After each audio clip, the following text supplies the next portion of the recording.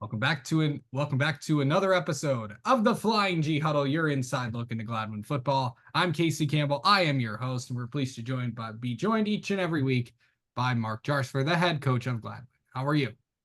I'm doing all right, Casey. How are you? I'm doing well. So Gladwin did take their first loss of the year against Ogama Heights, 12-7, a defensive battle, a good game throughout, but you just came on the side you didn't want to be. Yeah, the first quarter was kind of the feeling out process a little bit. It ended up 0-0. We ended up getting into the second quarter, and they had a 80-yard, 8.5 minute drive that resulted in a touchdown with about 1 minute to go in the first half.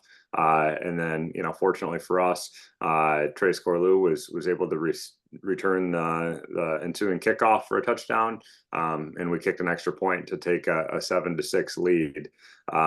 Scoring was pretty much stagnant for all of the third quarter. A little bit of back and forth action there. Had our opportunities, and then in the fourth quarter, with about 3 or 4 minutes, if I remember correctly, Ogama was able to punch one in to take a 12-7 lead. Yep. And then we had at least two more opportunities after that, and just was not able to make those little crucial plays that we needed to in the crucial moments to get in the end zone. And so I think when you look at it kind of boils down to red zone opportunities for us. We were 0 for 3 in the red zone, and even got as close as the 5 yard line on a drive. And if you look at it, you punch in any one of those drives, and that's a different ball game. And so it's kind of what you expect when you're going against a good team, that you're going to have to fight for everything. And you just hope that you're able to make those critical plays in those critical moments, and we weren't able to.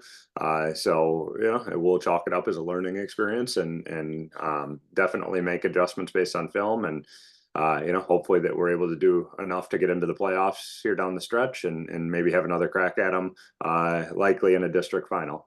Yeah. Okay.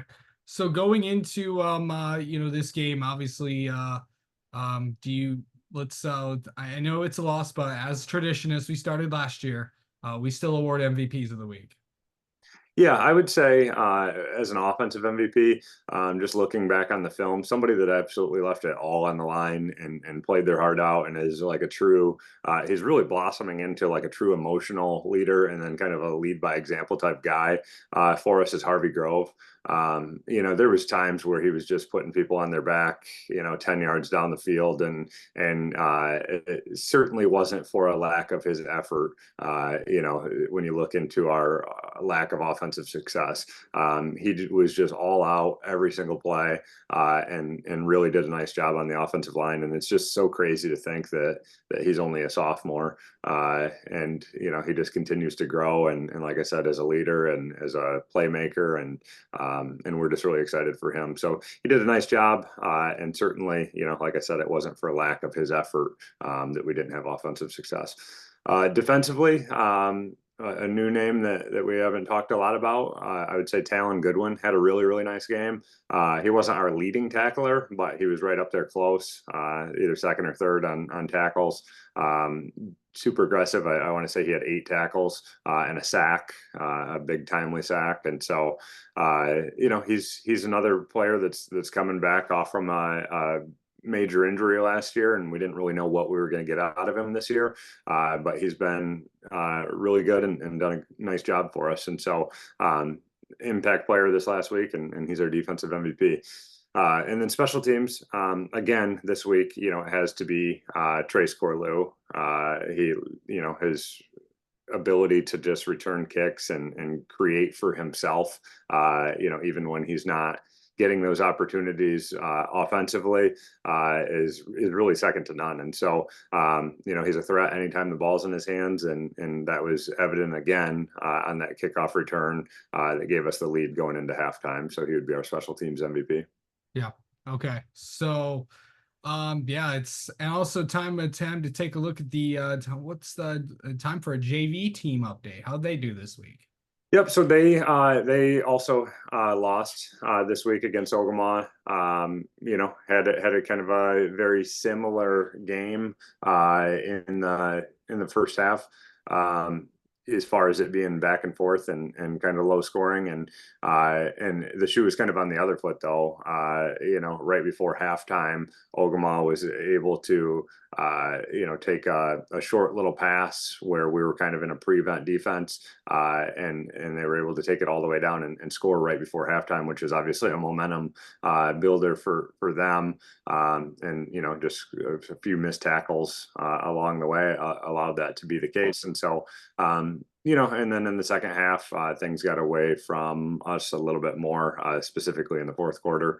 But overall at that level, tons of learning experiences, lots of good things. And so when you look at all of those things together, obviously we'll build on the good things and try to clean up the things that were learning experiences and get those guys ready for varsity football down the road.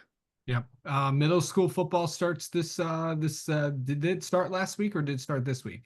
Yep, they started this last week. The seventh graders got off to a 1-0 start in a really tight battle. I believe the final score was 16-14, and so that's a great win for them to get their season started off well. And then the eighth graders ended up losing their opener.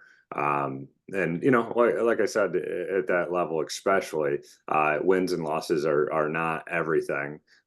These are two teams that are now running our offense and defensive schemes for the first time ever, and so there's so much new stuff being thrown at them, and when they're able to get those wins, it's certainly a bonus. But again, after the seventh graders go through 2 years of our systems and our programs, by the time they get to the high school level for the JV team, they're just going to be that much more ready. And then, a few more years on the JV team before they get to the varsity, that's going to be a really good thing for us. And so we're excited about, watching them continue to develop throughout the course of this year. And we expect big things in the future from those groups. Yeah. All right. Now it's time to talk about a staff member this week.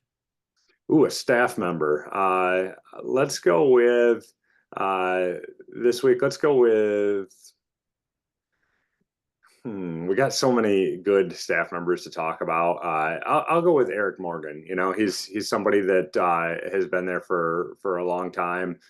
He's been through multiple different head coaches and that kind of stuff. And the one thing that I think shows that's true about him is he's in it for the right reasons. He absolutely loves developing kids and being around young people and doing it for the right reasons, because it would be super easy, in the years past where Gladwin hasn't been as successful, to kind of get frustrated and walk away, and he never did. And so through the lows and the highs, he's been consistently there. He's always willing to do whatever role is thrown at him, and he does a great job. He works with our defensive line. He's our special teams coordinator, and then on offense, he's kind of like an assistant offensive line coach to Coach Emiot, and then we'll specifically, at times break out with the tight end group. And so, every single week he's great with the film cut ups and getting those things out and communicating with kids. And then, our kids have been as technically sound as they can on the defensive line. And then you look at what we've been able to do in the special teams game, in his tenure as a coordinator, even going back to that state championship run. We had 2 kickoff return for touchdowns in the GRCC game with a fake punt. We won the state championship on an extra point or on a field goal from about extra point range. And then even this year in back-to-back weeks, we've had return touchdowns on special teams. And so he's doing great things. He's in it for the right reasons. And he's just an all-around great guy. Yep.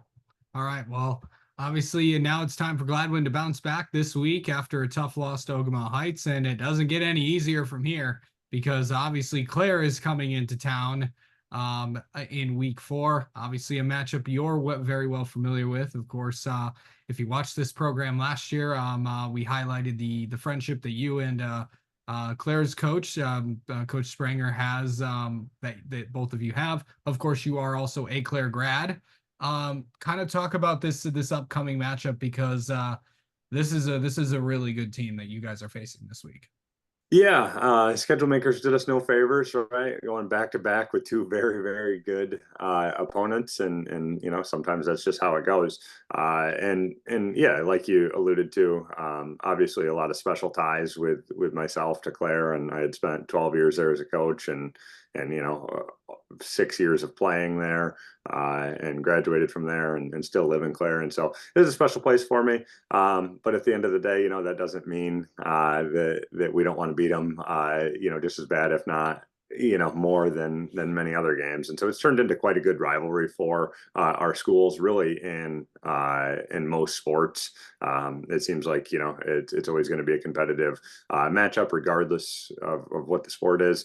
But specifically, in terms of in football, they're looking like a monster this year. They've averaged about 50 points a game offensively. They've only allowed about 7 points a game defensively. They're athletic, as always. Tons of playmakers on the field, and so it's going to be a challenge in trying to slow them down. And then defensively, they're mixing things up this year, and showing different fronts and alignments, and it's certainly going to be a challenge all the way around. And so it's our job to prepare and kind of find a way to get us in a position to be successful. And I have no doubt that our coaching staff will do so. And then we look forward to another great game this Friday. Okay. Well, that's going to do it for this week's episode of the Flying G Huddle. Tune in next week where we'll recap this week's game against Clare, and we'll preview the week 5 matchup against Standish Sterling. All right. Well, that's going to do it. Enjoy the week, and we'll talk to you next week.